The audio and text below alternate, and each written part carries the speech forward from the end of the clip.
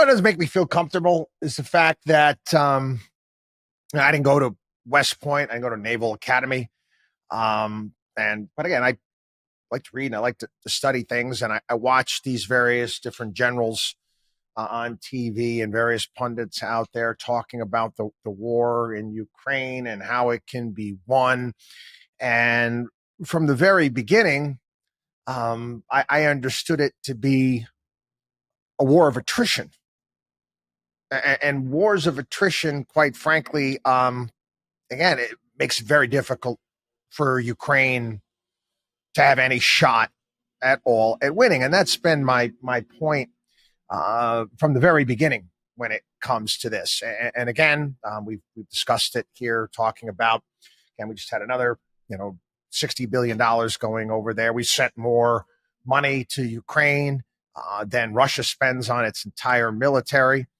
But the reality is that if you're watching what's going on, and again, you cannot go to sources here in the United States. Yeah, you can go and you can take a look at them, but you also have to look at various different publications around the globe to get the full scope of what's really going on over there. And, as it stands right now, Russia is continuing to overrun the Ukrainian defenses. Many of the narratives and whatnot that have been put out by our media in regards to Russians being killed, and when Russia pulled back from the Donetsk region, they were all faulty. It doesn't matter. It is a war of attrition, and right now, as it stands, the new recruits coming into fight for the Ukraine, their average age is 43 years old. Millions and millions have left Ukraine. I know that they've got this new conscription thing going on that they want to make applicable around the globe. I don't know how that's going to work out. It's a great piece by Brandon Smith today. And he talks about, in a very eloquent way, a couple of the two classic propaganda narratives that are used by governments when it comes to keeping people to keep people going when it comes to war, getting them invested in war, in particular wars that have nothing to do with our national interest whatsoever. Nothing. Whether it be Vietnam, whether it be Afghanistan, whether it be Iraq, whether it be in Syria, it doesn't make any difference. This is what they do. There is what he calls the commitment lie, which says that once you step in to support a war effort, you must stay. You have to stay committed. Even if you're any thinking person would actually recognize that it's pointless.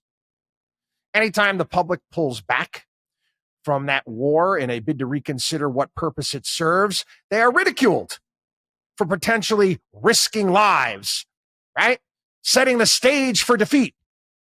In other words, you must support the effort blindly. You're not allowed to examine the conflict rationally, because who wants to be blamed for losing a war? And the other one is the domino effect lie, which says that if you allow a particular enemy to win in one conflict, they will automatically be emboldened to invade other countries until they own the entire planet. Yep, they use that trick in Vietnam. Does that turn out to be true? Again, we're being told that about Russia, to be told about China and Taiwan. And again, most people have no idea how long and what's been going on between China, Taiwan, the United States, and Russia, and the politics that have been involved for decades now. Decades. People have no idea, nor do they know the actual history of China and the fact that they have never been a nation that has had imperialistic ambitions. Just not who they are. It's a completely different culture. Anyway, that's what we're dealing with right now. Sound familiar? But what's amazing to me is it works. It works. They're going to keep using it. So when I talk about investment scams, and people getting ripped off, and how investment con artists, the world's second oldest profession, what do? They use greed and fear to sell whatever they're trying to sell. And this is the same nonsense that the military industrial complex uses to continue to push their forever wars. WatchDog on WallStreet.com.